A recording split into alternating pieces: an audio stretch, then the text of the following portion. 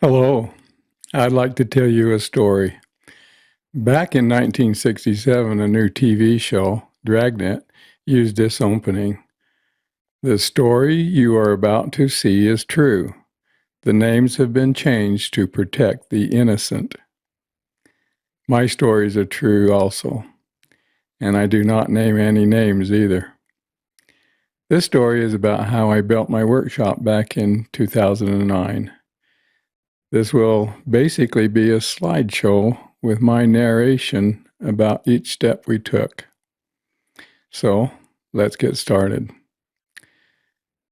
My house was built on sloping land, so I needed rock steps to get from the driveway up to the back of the house. There was an old coal bin and some rocks that needed to be removed to build my workshop. The coal bin wood was rotting, and we didn't use coal for heat anymore, so it had to come out. That would leave a hole, so we planned to enlarge it and build a shop there. My son started moving the rocks. Once the rocks were gone, he dug the dirt away from the front of the coal bin. I have a small Kubota with a front bucket and rear backhoe. It was just the right size for this project. As the ground got higher, we used the backhoe to pull the dirt down, then scoop it up with the bucket and take it to our growing dirt pile. We would later use some of the dirt pile to fill in around the outside of the walls. With the rocks and dirt removed and room to work, it was time to take apart the coal bin. We started on the roof. The backhoe did a quick job of it. As he pulled it apart, he would take the used timbers to a wood pile. What we couldn't scoop up with the bucket, he got by shovel. We kept what little coal we found separate from the good dirt. When I built the coal bin in the 1980s, I put it on a concrete and blocks foundation. Here in 2009, it has to be pried up and broken apart with a sledgehammer before we can haul it away. Then it was time to make the hole larger. We used the same method. Pull the dirt down with the backhoe and haul it off in the bucket. Of course, we ran into rocks of all sizes. Some we could scoop up or pry into the small bucket. Other, larger rocks had to be dragged out with a chain around them. Most of them we dragged with a Kubota. But there were a couple that were way too big for that, so we chained the rock and used the Dodge diesel. This picture shows some of the rocks we wanted to keep for landscaping. Of course, we didn't keep the smaller ones. After several weeks of part-time work, we had the hole dug to the right size. Using the small 12-inch backhoe to dig this hole was about like trying to dig it with a teaspoon, but we couldn't easily get a larger one in. I didn't want to destroy the rock steps. They were difficult for me to build, and I didn't relish doing them again. So the width between the steps and the concrete wall for the garage was the limiting factor. Here you can see the concrete wall and even some of the footings. We planned to pour our workshop floor about 2 steps lower than the garage floor. The shovel and pick is at about the final depth we needed. This picture also shows the footings for the garage wall. When we had it at the right depth and size and roughly leveled out where the footing would go, it was time for the professionals to come in. I hired a company to do my footings and walls. Here you can see them starting to build the forms for the footings. They only needed to build 3 sides since I was going to use a concrete garage wall.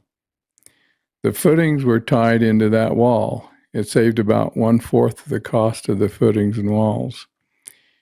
Here you see a concrete truck filling the forms. My son, on the right, was helping them.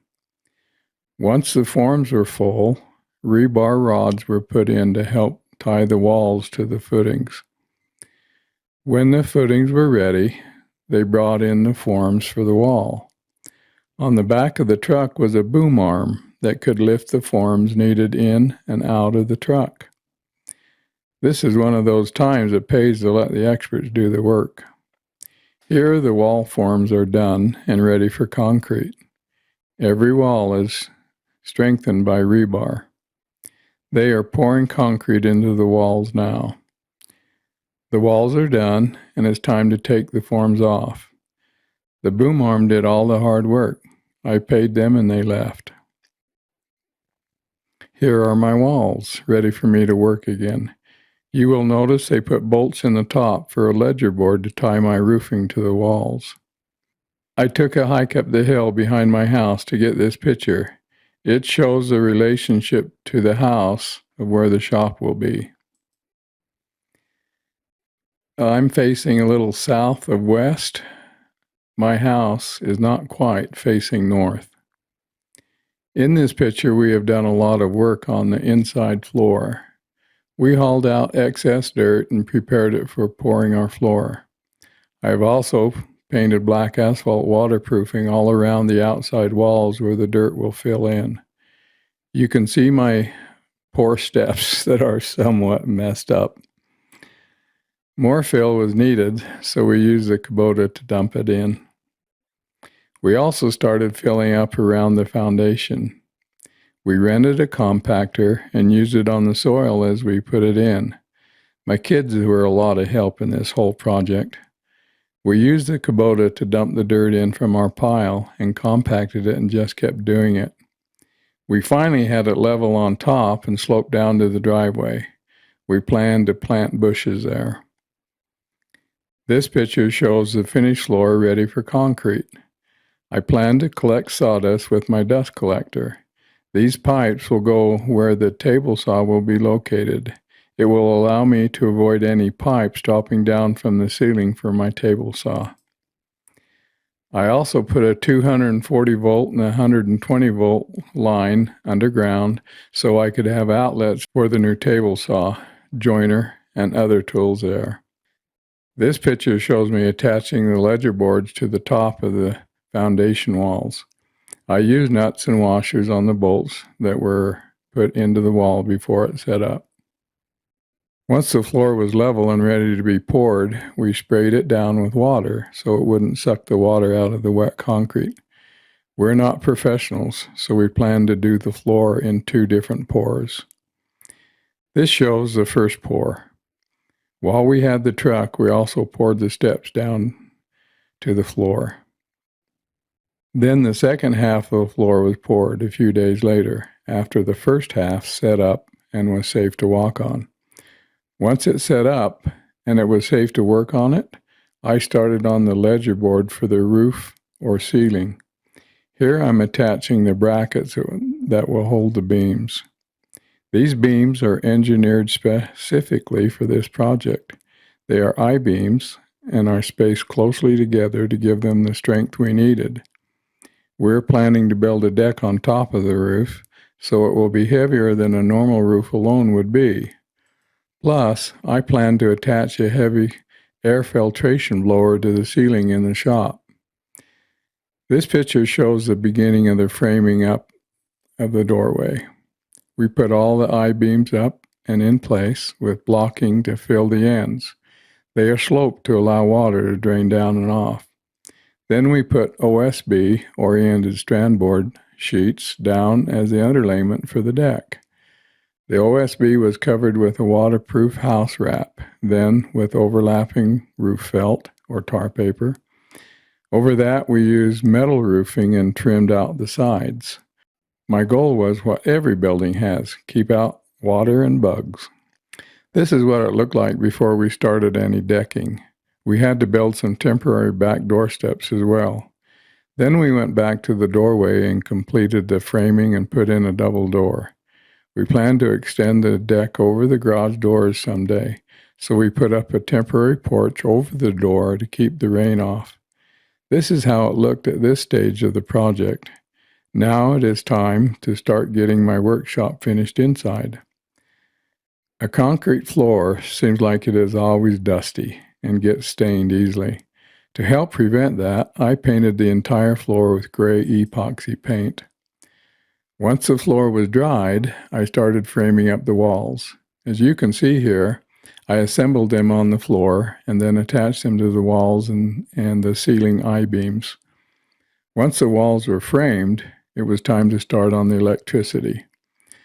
The shop would need a 70-amp service.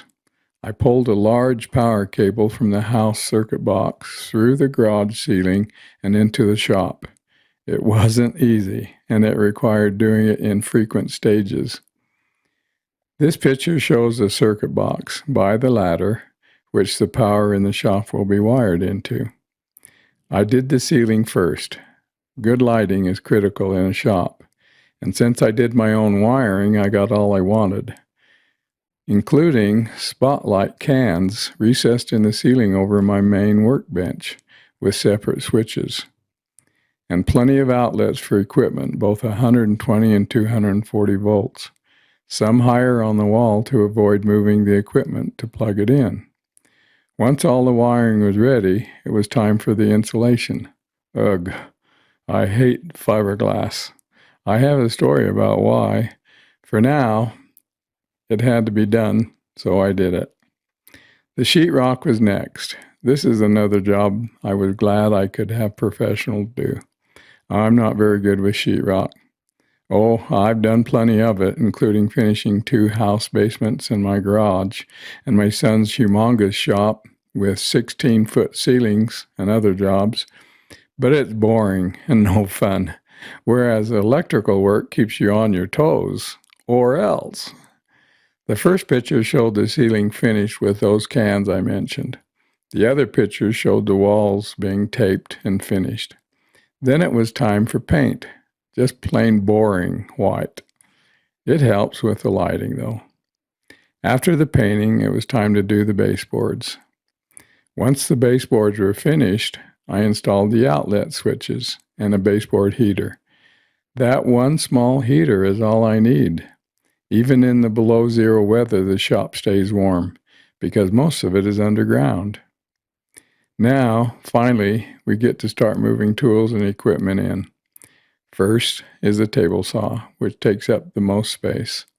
This picture shows the table saw situated and stacked with air fittings for each machine hooked up to the dust collector. I built the studding in one end wall extra strong so I could have wood storage on it. So far, it has held up well. This is my main workbench. It is under the ceiling cans for extra lighting. The top is a double layer of 3/4-inch plywood. It has clear epoxy finish on it. It has worked wonderfully for me. These are later pictures of what it looks like after I got all my tools moved in. Of course, over the years it has changed some with new arrangements to fit the new needs, but it remains one of the best things I did there. Moving tools into the shop wasn't a long trip. Prior to the new workshop, I used half of the garage as my shop. This is a picture of the dust collector in the garage. These other pictures show some more of the garage shop. The dust collector is now in the new shop, waiting to be plumbed to the tools. It is only a 1.5 horsepower and struggled with all the spaghetti system I had in the garage. I thought I might have to upgrade to a larger system, but I didn't. I designed the shop system ahead of time. For efficiency, there is only one long main run with drop lines to all the tools that need it.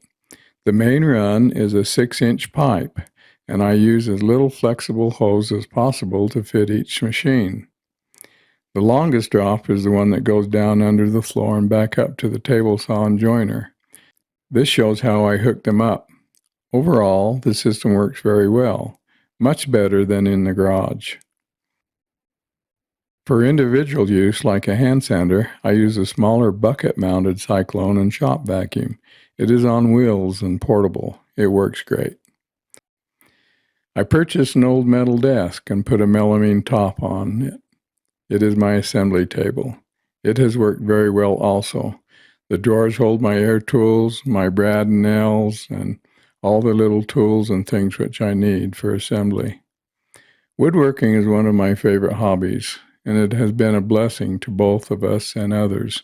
She designs it, I build it, and we all win. Well, this is long enough. In part 2, I show you what I've actually built with this workshop, and then you can see her genius at work. Thank you for your time.